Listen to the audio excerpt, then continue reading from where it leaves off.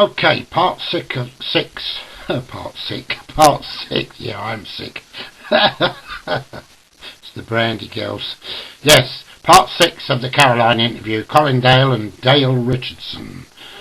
Keep listening, there's more to come. So you sailed out to the Thames estuary. Sailed out into the Thames estuary. Shivering sands. Yeah. And of course you've got those old Second World War gun turrets sitting there. That's it. In the middle. Yeah. So you actually, was it difficult to get onto them from a boat? Well, when the tide's in there, the ladder that used to be there is obviously, the bottom of it's in the water. Yes. So what we used to do, or what we did at the very first time, was to jump from the boat to the ladder, which was a bit hairy.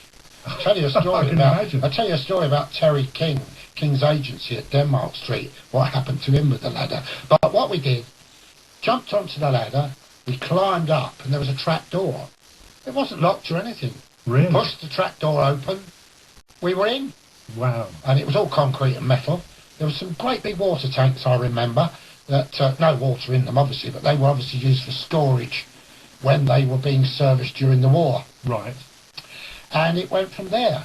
We looked around, we walked all around, we thought, this has got to be it. Radio SUTCH. It was a godsend, it was sent to us.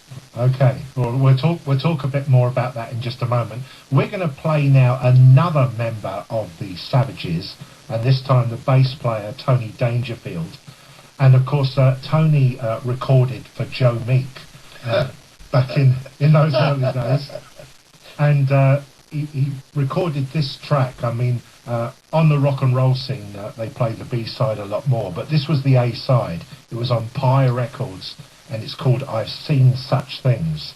So again, another guy that we miss very much, of course. Can I tell you a quick short story about this record? Okay, go on. I'd taken Tony and the band to do this record at Joe's in the Holloway Road, and while I was there, I used to call Joe Meek Antique for obvious reasons. Mind you, having said that, very clever guy. Was clever, no two ways about that.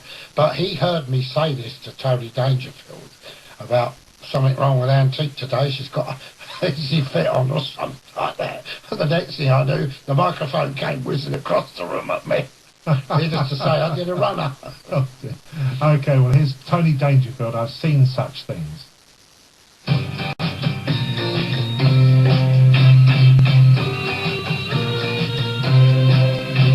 Has anyone ever begged you to stay, and you just were out of that door?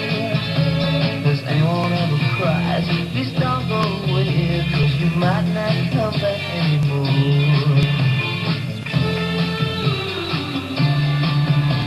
Has anyone talked to you down the street as you left for a life of your own?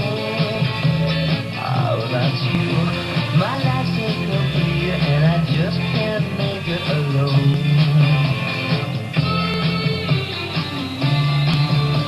My friend, I have seen such stories happen and I know I still must friends. It may not happen every day, but such things. I was the man who walked out that door. I slammed that door and took face. I thought I had no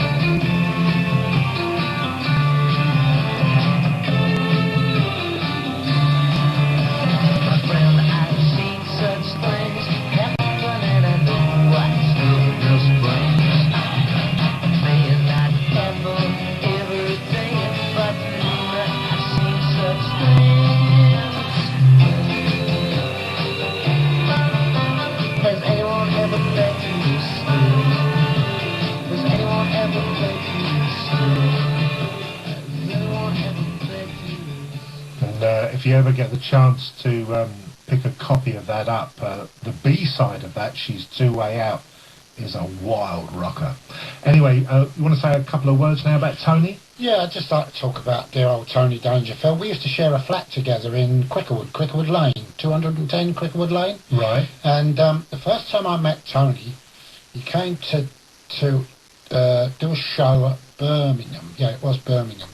Because, you know, he was from Wolverhampton. That's right, he was, yeah. And he came along, and David said to me, he said, I've got a bloke coming here tonight. He said, he's a bass player. He said, I need a bass player, but I don't know if he's any good. So what David had done, he'd made, clever David, he'd made arrangements for Tony to play at this gig in Birmingham. Anyway, Tony came to the gig, he played, and the funny thing was, the hall was absolutely packed with all the little girlies, you know. And as he played, I always remember John Gilby was on lead guitar this particular night. Little Tony Marsh was there on piano, doing vocals as well. But as Tony started to play, the whole hall moved over to his side of the stage. Never seen anything quite like it in all my life. We always called him the bird puller. Tony. But all these girls moved over to that side of the stage. Anyway, he said to me that night, because David had given him the job, why would you not? Sure. Why would you not? He said to me that night, had I got any spare room at my flat? I said, yeah, you can pay some of the rent.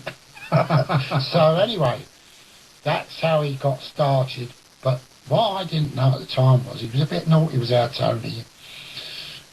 He had I don't think she was his wife, but she definitely had a child. Right. And she was definitely trying to get him, and he was definitely doing a runner, and I ain't going to go no further with that story. Okay. I'm sure that you've got some blinders there. Part 7 coming up soon, the Caroline interview with Colin Dale and Dale Richardson. A big hi to all of us, of course, and looking forward to Tuesday.